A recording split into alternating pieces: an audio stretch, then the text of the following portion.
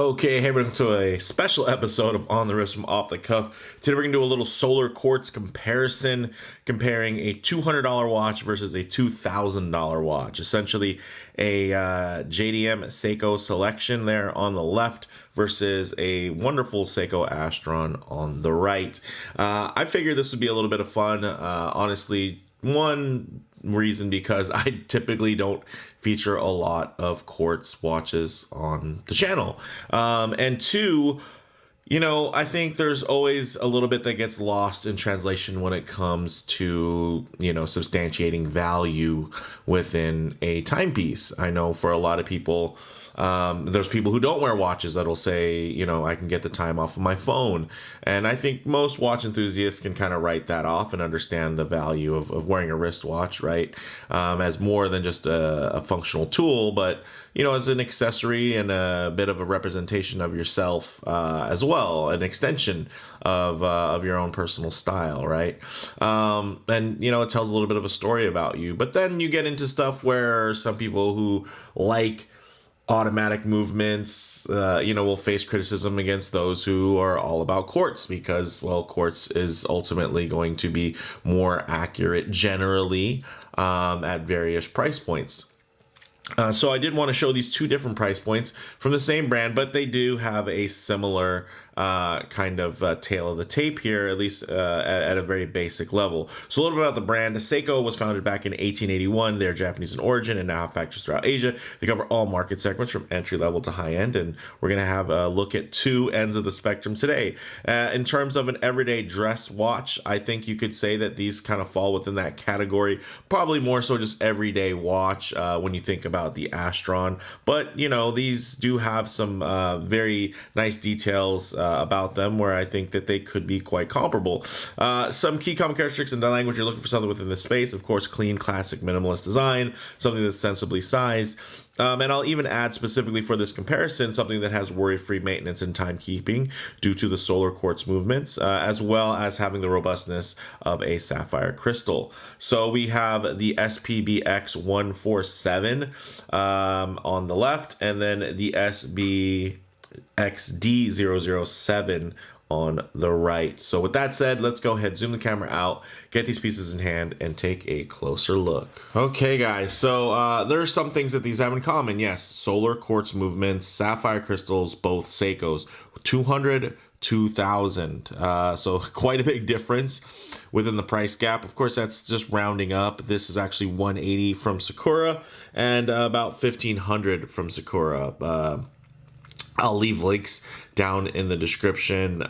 These are, this is a JDM model. This is a JDM model. This does have an international nomenclature as well. I don't believe it's offered in North America just yet because every time I go to Seiko's website, I do not see this as an option. And I think, honestly, it's one of the best Astrons you can get today. So I was a little offended by that Hodinkee Astron ad that was just so unnatural. I almost thought about just doing a dedicated video reaction to that because it was just a bit off-putting, unfortunately, just because it was just such a forced, review. Like there was no interest. It was just, it definitely felt very transactional, unfortunately. And I hope that, of course, my content isn't like that, and you guys see that this is something that I do for fun, that has grown into something that does get quite a decent amount of views over time. But by no means is this me just kind of, hey, well, Seiko cut me a check, so I'm going to talk about Seiko. These are watches that I own. This one actually my son wears, my younger son. He's in the 5th grade, going into 6th grade, and some are gonna be like, what is he doing with a watch like this? Hey, he likes watches. Believe it or not, the son of a watch lover likes watches, and this is a very robust watch that he doesn't really have to worry about. He's worn this watch fishing. He wears this watch out. He doesn't wear it all the time, but you can see that it does have a good amount of wear marks on it. Maybe I'll put it on a strap for him eventually, and he can mix it up a bit in terms of the wear that he wears it. But we'll go ahead and start with the specs on the more affordable option first, for in case some of you haven't seen the dedicated review. This one has a 38.7 millimeter diameter across. It is 9.7 millimeters thick and 44.3 millimeters lug to lug. Brushed and polished stainless steel case with a flat sapphire. So then we go over to this piece, which is one of my more worn watches. Honestly, a lot of it has to do with that grab and go nature. This is the SBXD007, which is the JDM nomenclature, or the international nomenclature is SSJ007. This has a 39 millimeter diameter across and has a 12.5 millimeter thickness, so a little bit thicker, as you can see, but I think also a bit more complex. 46 millimeters lug to lug, so a little bit longer as well, and it is titanium with that nice super hard coating on there. So you can see there are little to no signs of wear on this piece. So getting into some of the differences, right, in price, titanium with a hard coating, stainless steel with no coating. The dial, of course, a lot simpler in that kind of sunray style, which is very popular. Let me give it a quick little wipe here. Very popular in terms of solar powered watches because it does help hide the solar panels underneath, versus here you're getting this gorgeous brushed textured dial that is almost reminiscent of something you would see like on a grand Seiko. Really gorgeous. Also, you're getting a ceramic bezel, which also has brushing versus just normal steel. Also, you're getting a GPS update on here. So both of these will be worry-free in terms of maintenance unless your capacitor goes bad after 40, 50 years.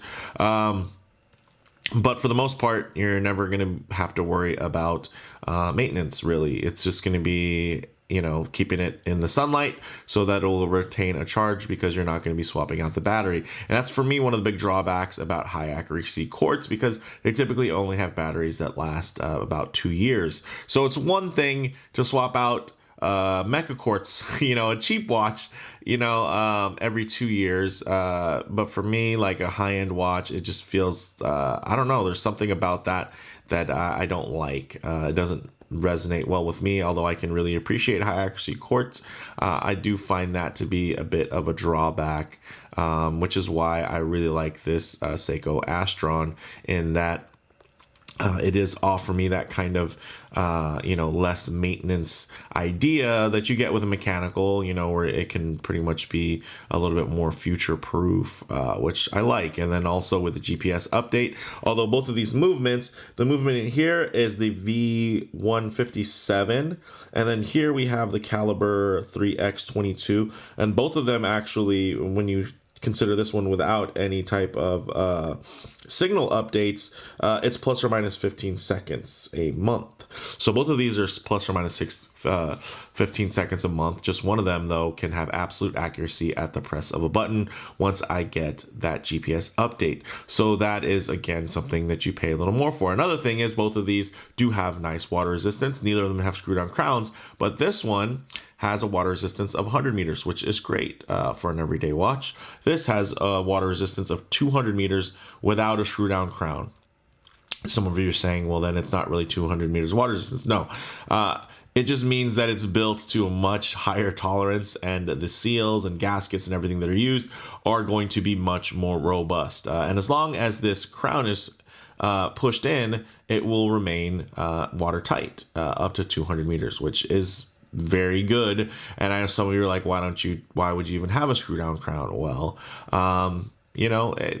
they chose not to. It's kind of a weird flex, but I appreciate it because it just tells me that this watch is built to a very, very high level. Also, you're going to get into some of the details. Of course, you have applied indices, but here you take a look. Very nice for what the watch is, for under $200. Let's be real there, guys. The facets, the patterning on there that are going to capture the light, it's all very impressive. But on here now, look at these. Goodness. These huge, high stacked, fully beveled bejeweled, and even with that little top brushing to it that's super fine, that it just almost gives you kind of a rainbow effect as it hits. And then also you're getting lume versus no lume. Does it really cost that much of a difference? No, but hey, let's look at things from a more objective nature. Hey, lume versus no lume, right? 200 versus 100 meters of water resistance. Titanium versus steel. And this is very nicely finished titanium. This is one of the better finished watches that I own, guys. Look at the bevels. Crisp. Look at the brushing. You can actually see the brushing, not super milky, right? Even with the hard coating, you can still see it looks, it has a look that's very similar to steel. Probably by comparison, you know, it's the brushing will be a little bit finer than you would see in terms of the grit that you would get on a stainless steel.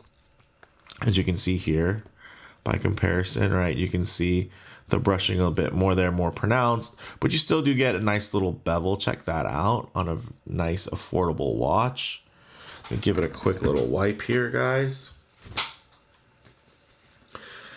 I don't want to downplay this $200 watch. I should say $180 watch, because it's actually very good. I will tell you, look at that. That is beautiful, right? I mean, you put obviously the bracelet by comparison, hollow end links, hollow links, stamped clasp, all that, right? But you could just put this on a strap and it would be a lot better, you know, and essentially you would still have this really nicely finished case, great dial, applied indices. You know, you're going to be having a quartz movement that is solar powered, so you're not worried about, you know, seals and whatnot having to be rechecked. Even the case back itself has a decent little, give it another quick wipe underneath here, has a nice little transition in finish there between the vertical brush and the high polished there on the edge. And then of course this is press fit. It doesn't look like it's screw in, so this can pop on and off, versus here screwed in, as you can see. Also nicely finished. I mean, look at just the buttons. Oh man, this thing is nice. Let me give it a couple wipes, because I don't want, again, I was personally hurt by that Dinky video, where they really were just uninterested in you know, what that Astron had to offer. Again, this is a different model. Let me give it a couple of quick little, knock some of the dust off of this baby real quick, because this thing has a lot to offer, guys. I will tell you what, if you are a fan, for me, I mean, this was like the perfect example of a quartz watch for me, anyway, because as much as I love, let me just try to get the dust off of there, a high accuracy quartz. I mean, they even have Grand Seikos with display case backs. I think they're amazing, but again, that idea of having to change the battery out was not exciting for me at all. So this really made up for it with some of the additions that you get, right? You still, of course, are getting a very high level of fit and finish. Oh, also the I made a video all about this clasp, but check this out. Toolless micro adjust there. Isn't that neat? So that is very, very nice. You can get a perfect fit with this, and if your wrist heats or, you know, things swell up, you're still good to go. You're not going to get that in a $200 watch, and honestly, you're not even going to get this type of clasp in a Grand Seiko, which is wild to me. Their sports models do now have manual micro adjust to get that fit right, but you know, this is I mean, it's one of those things where, you know, folks kind of have been crying out, hey, why don't more brands do this? They have done it. It's just particular to this line, and that's something that a lot of people don't necessarily realize, is that when you have you know, all these lines, right? It's kind of like when you're Porsche and you make so many sports cars, you kind of have to differentiate them, right? To keep, you don't want to cannibalize anything. So you make unique features and you just put them in particular lines. And this is one of the particular key features of Astron, is having that technically savvy clasp there that kind of goes with the whole overall theme, versus, of course, the more classic and heritage designs of even more premium models. I mean, not that this is cheap. This is normally a 3,000 technically. 2,950 is the MSRP on this one, although you can get it for 1,545 about roughly from from Sakura. Links in the description there. I mean, this is a fantastic watch, and I think worth every penny. So for me, having all of that, right, having the ceramic, having that beautifully textured dial, having the potency of the lume, the accuracy of GPS, the fit and finish, the tolerances in that hardened titanium body, it was, and then of course the versatility of the adjustable clasp, it just was totally worth it for me. So that's something that I think, there's a lot of value there. And some of you are like, I would never spend that much on a Quartz watch.